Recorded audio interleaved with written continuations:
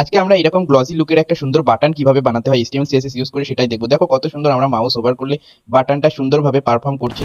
তো এটার জন্য আমাদের দুটো ডিপ লাগবে, একটা হচ্ছে প্যারেন্ট ডিপ এবং একটা তার আন্ডারে চাইল্ড ডিপ লাগবে, এবং এই দুটো ডিপের আমরা আলাদা আলাদা ক্লাস সেট করে দিয়েছি। তো ডিজাইন ফাইলে আমরা সুন্দরভাবে ব্যাকগ্রাউন্ডে একটা কালার দিয়ে নিয়েছি আর বক্স সাইজিং বর্ডার বক্স করে দিয়ে আমরা কিন্তু আমাদের প্যারেন্ট ডিপের একটা সুন্দরভাবে ডিজাইন করে নিয়েছি, তার হাইট এবং উইডথটা সেট করে নিয়েছি, মাউস কার্সার পয়েন্টার করে নিয়েছি, ব্যাকগ্রাউন্ডে একটা লিনিয়ার গ্রেডিয়েন্ট কালার দিয়ে দিয়েছি, পজিশন আমরা এখানে অ্যাবসলিউট করে দিয়ে এটাকে মাঝখানে নিয়েছি এবং এটার একটু বর্ডার রেডিয়াস আমরা দেখতে পাচ্ছি। এখন এটা আমাদের প্যারেন্ট ডিপটা তৈরি হয়ে গেছে, এর আন্ডারে আমরা একটা চাইল্ড ডিপ করবো। চাইল্ড কার্ডটাকে ডিজাইন করার জন্য চাইল্ড কার্ডের আন্ডারে আমরা হাইট করে দেবো 100%, উইথ করে দেবো 100%, ব্যাকগ্রাউন্ডে কালার দিয়ে দেবো এবং আমরা বর্ডার রেডিয়াস করে দেবো 20 পিক্সেল। হোভার করবো আমরা মেন কার্ডের আন্ডারে চাইল্ড কার্ডকে, তো এর জন্য মেন কার্ডের উপর যখন হোভার করবো তখন আমাদের চাইল্ড কার্ডের সাইজটা ছোট হয়ে যাবে, এর জন্য করে দেবো স্কেলটা 0.95 এবং বর্ডার রেডিয়াস হয়ে যাবে 20 পিক্সেল। দেখো সুন্দরভাবে হোভার করছি, আমাদের কিন্তু একটা ডিজাইন তৈরি। এবার আমাদের পিছনের যে লাইটিং ইফেক্ট সেটা, এবার পিছনের লাইটিং ইফেক্টটা কিন্তু আমাদের মেন কার্ডে হবে, তার জন্য মেন কার্ডটাকে হোভার করবো আমরা এবং মেন কার্ডটাকে হোভার করলে আমাদের বর্ডার রেডিয়াস 20 পিক্সেল হয়ে যাবে এবং আমরা একটা বক্স সাইডও ইউজ করবো। বক্স সাইডে আমরা 0 পিক্সেল 100 পিক্সেল করে দেবো এবং একটা লাইটিং এর যে কালারের কোড সেটা আমরা কালারটা দিয়ে দিচ্ছি। এখানে কিন্তু ইফেক্টটা চলে এসেছে বার